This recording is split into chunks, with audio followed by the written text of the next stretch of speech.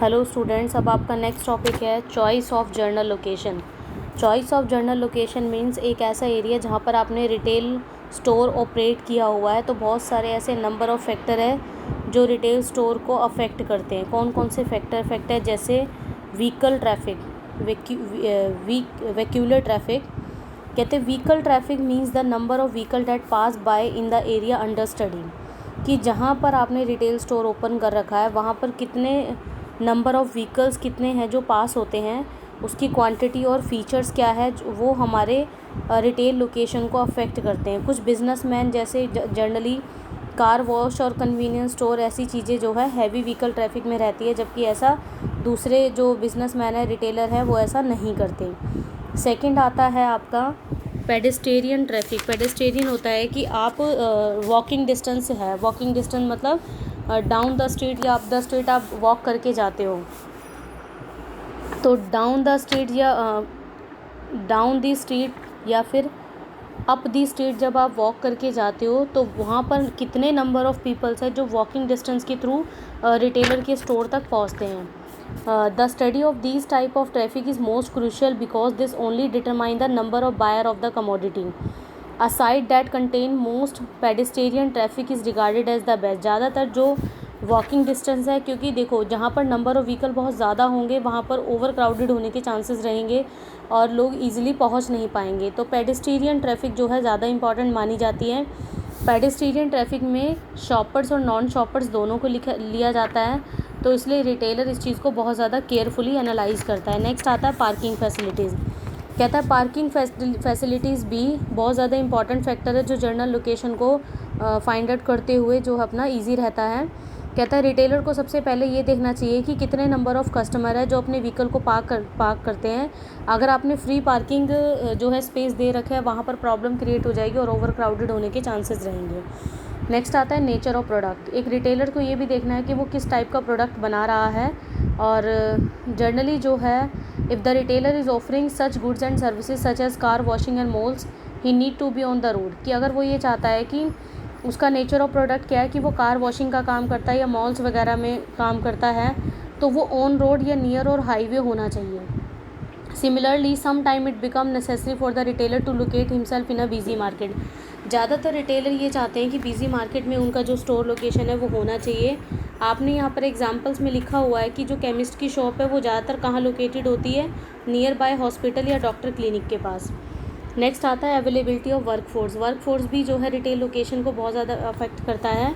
Workforce में आपको man power की ज़रूरत है, जैसे कि सेल्समैन की ज़रूरत है, अकाउंटेंट की, कैशियर की, इस तरह से आपकी वर्कफोर्स होना ज़रूरी है।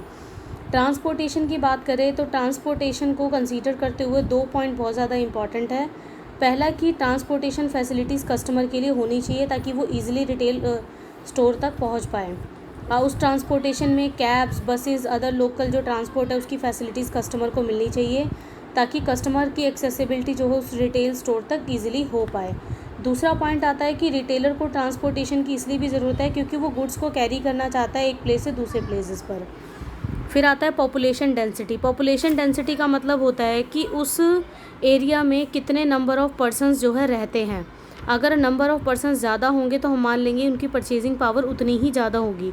तो जितने भी large number of prospective buyers होंगे रिटेल लोकेशन वहीं पर अपना स्टोर ओपन करेगा।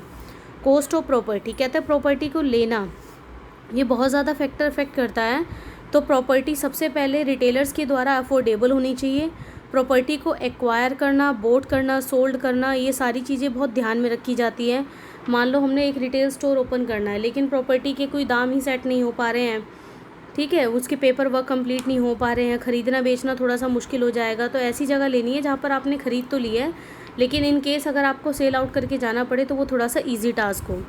लेवल ऑफ़ कंपटीशन की बात करें, देखो यहाँ पर ये वही बात है कि रिटेलर के लिए अगर कंपटीशन बहुत ज़्यादा हाई है, मतलब उसने ऐसी जगह रिटेल स्टोर ओपन किया जहाँ पर कंपटीशन बहुत ज़्यादा हाई है, तो बहुत कम चांसेस रहेंगे उसके वहाँ पर सक्सीड होने के, या फिर इसके अपोजिट होगा।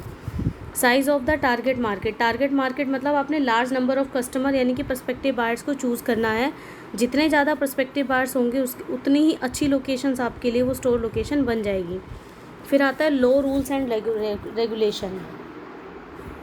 लो रूल्स एंड रेगुलेशन में ये कहा गया है कि existing law rules and regulation also affect the choice of the retail location. हर एक एरिया के अलग अलग लॉ रूल्स एंड रेगुलेशंस होते हैं। अगर हमने यही स्टोर अपना इंटरनेशनल मार्केट में ओपन करना है तो ये लॉ रूल्स एंड रेगुलेशन भी थोड़े से डिफरेंट हो जाएंगे, क्योंकि वहाँ के गवर्नमेंट्स के रूल थोड़े से अलग होते हैं। फिर आता है सर्वाइवल कॉस्ट। सर्वाइवल कॉस्ट एक ऐसी कॉस्ट है जो रूटीन इन नेचर है, मतलब रूटीन के खर्चे।